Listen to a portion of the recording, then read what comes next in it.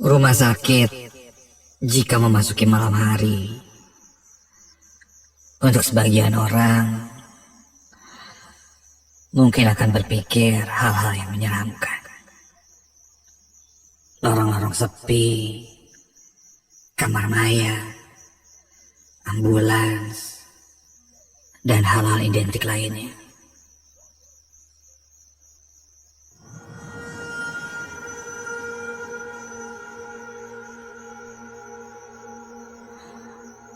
Namaku Reza. Pengalamanku ini terjadi ketika aku baru saja diterima sebagai perawat di salah satu rumah sakit.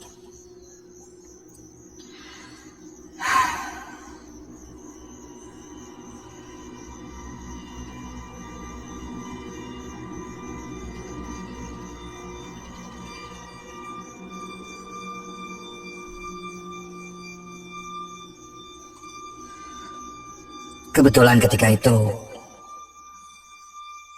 tugas pertamaku adalah menjadi perawat jaga di UGD, unit gawat darurat. Sebagai perawat jaga malam, apalagi UGD, pastinya membutuhkan tenaga ekstra, karena harus begadang sampai pagi. Kupikir aku hanya harus menyiapkan fisikku saja. Namun ternyata tidak. Ada hal lain yang akhirnya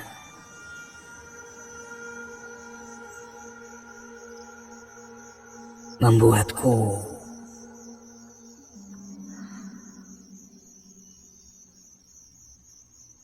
harus siap dengan jaga malam ini.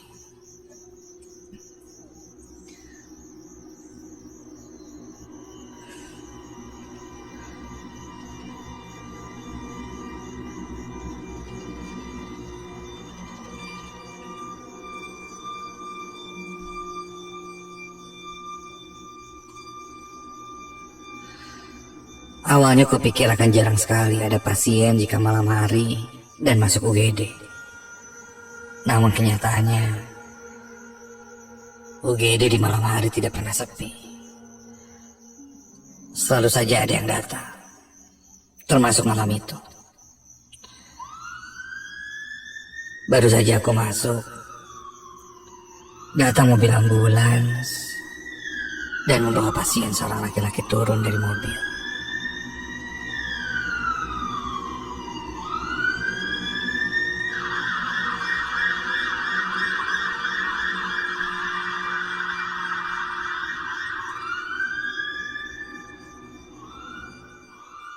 Disusul keluarganya yang datang menemani laki-laki itu. Dan tak lama setelah masuk ke salah satu bilik di UGD, isak tangis mulai terdengar di lorong itu. Laki-laki itu meninggal dunia. Yang kudengar katanya serangan jantung.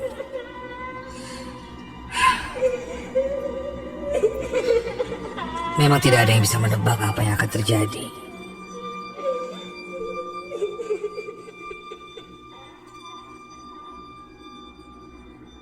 Lamunanku terpecah ketika ada yang menepuk pundakku. Seorang perawat senior yang menyuruhku untuk memanggil beberapa perawat lainnya yang sedang ada di ruang perawat. Karena katanya pas ditelepon tadi tidak diangkat. Aku pun lalu bergegas berjalan ke ruang perawat. Ruangannya cukup jauh dari ruang UGD, sehingga aku harus melewati beberapa lorong di sana. Suasana ketika itu sudah sepi. Sampai aku dikagetkan oleh notif di handphoneku. Kekeluarkan handphoneku dari saku. Ternyata itu pesan dari orang tuaku yang bertanya padaku bagaimana kondisi di sana. Aku pun membalasnya sambil berjalan. Dan aku terus melihat handphoneku sambil berjalan hingga tiba-tiba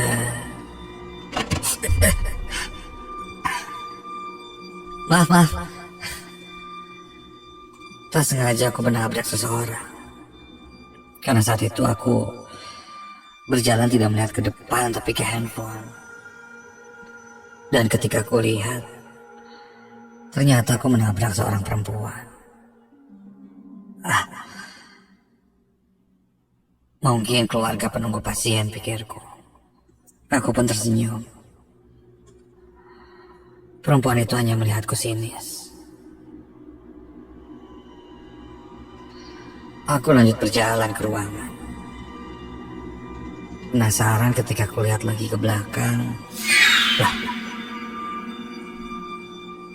perempuan itu sudah tidak ada. Padahal orang itu panjang. Dan seharusnya aku bisa melihatnya. Tapi mungkin memang dia sudah masuk ke ruangan lain, pikirku.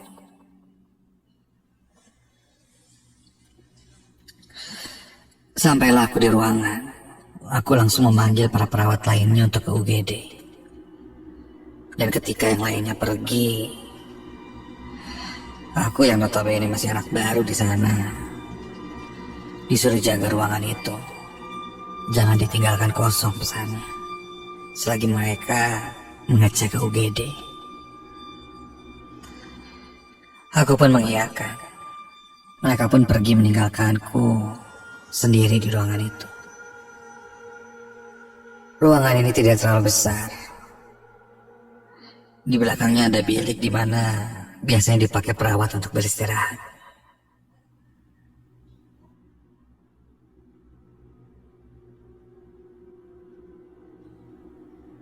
Aku duduk di depan meja dengan berkas-berkas yang ada.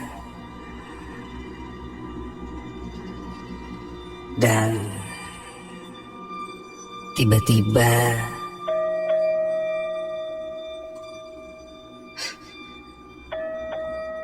kulihat ada lampu yang berkedip-kedip dari salah satu ruangan pasien. Biasanya itu tanda jika salah satu pasien memanggil. Aduh, gimana ya? Ada panggilan pasien, tapi aku katanya tidak boleh meninggalkan ruangan itu. Udahlah, bodo amat. Aku pun membuat notes. Kutulis ada panggilan dari kamar pasien nomor sekian. Lalu aku bergegas menuju kamar pasien itu. Aku berlari kecil agar cepat sampai di kamar itu. Suara langkah kakiku bisa kudengar di lorong itu. Hingga sampailah aku di depan kamar. Kubuka kamar itu dengan perlahan. Takut membangunkan pasien yang lain. Kamar itu berbentuk bangsal. Ada 6 ranjang di dalamnya yang hanya dibatasi oleh gorden saja. Kamar itu dalam keadaan gelap ketika aku masuk. Namun cukup terlihat terang dari kamar mandi yang lampunya menyala.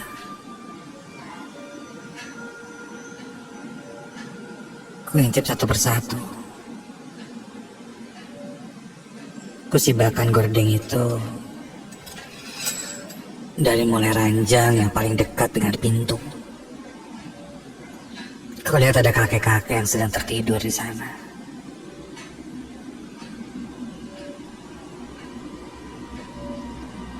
Lalu di sebelahnya ada seorang ibu-ibu yang juga sedang tertidur. Siapa ya yang memanggil? Begitu pikirku. Aku cek semua tirai-tirai itu. Rata-rata orang tua. Dan semuanya sudah tertidur. Hanya tinggal satu lagi yang paling pojok. Belum sampai ku buka tirainya, aku mendengar suara meringis kesakitan. Sudah kuduga, mungkin dari ranjang yang paling pojok ini. Ketika aku buka, terlihat seorang perempuan tengah selimutan dan terlihat kesakitan. Mbak, kenapa mbak? Mbak? Dia tidak menjawab. Hanya terus beringis kesakitan. Badannya bergetar hebat, hingga ranjang pun ikut bergetar. Aku coba tenangkan. Aku baringkan dia terlentang dan kulihat wajahnya. Aku ingat sama seperti perempuan yang tadi bertabrakan denganku di lorong. Entah sakit apa dia. Mbak, sebentar ya, saya panggilkan dokter ya mbak ya. Aku pun bergegas memanggil dokter. Belum sempat aku keluar dari kamar itu, langkahku terhenti ketika suara ranjang itu kini bergerak-gerak semakin keras.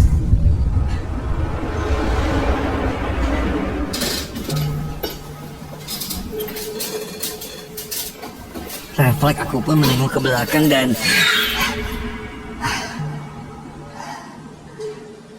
ketika aku tengok, ranjang itu berhenti bergerak. Dan suasana seketika itu hening.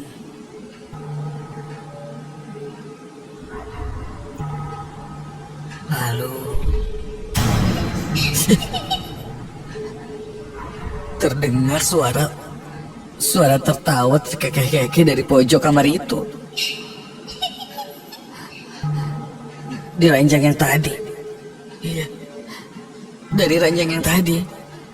Yang paling pojok dari kamar ini. Suara tertawa itu terdengar sangat jelas. Perlahan aku kembali mendekatinya. Mbak?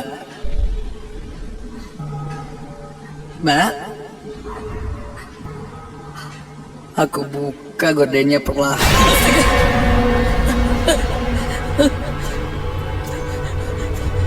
Ketika kulihat di atas ranjang itu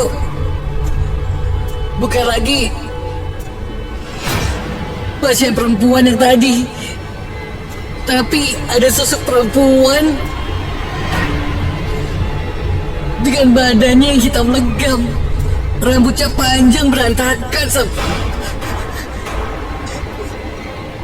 sampai ke lantai. Dan sosok itu jongkok di atas tempat tidur dengan matanya yang putih membelalak ke arahku. Bibirnya tersenyum sangat lebar, kuku-kukunya panjang dan kulitnya bersisik berwarna hitam semua.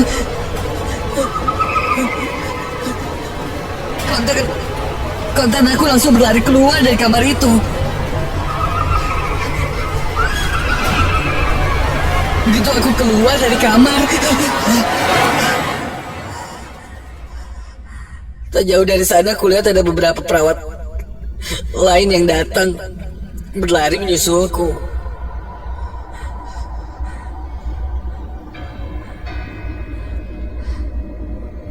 Mereka langsung berkata apa aku pergi ke kamar itu. Ku bilang iya. Mereka pun lalu membawaku masuk ke dalam kamar itu.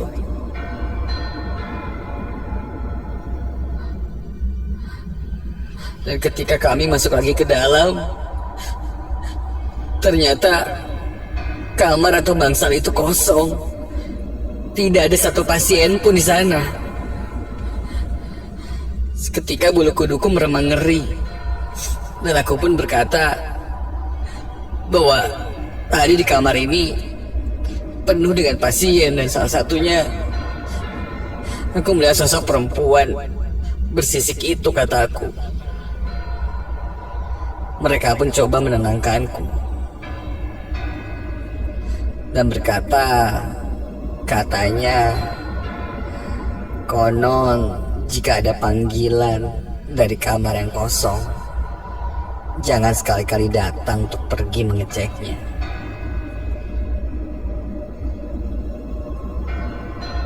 Karena yang aku temukan atau yang akan ditemukan bukanlah pasien sesungguhnya. Dan ketika itu aku tidak tahu bahwa kamar itu ternyata adalah kamar kosong.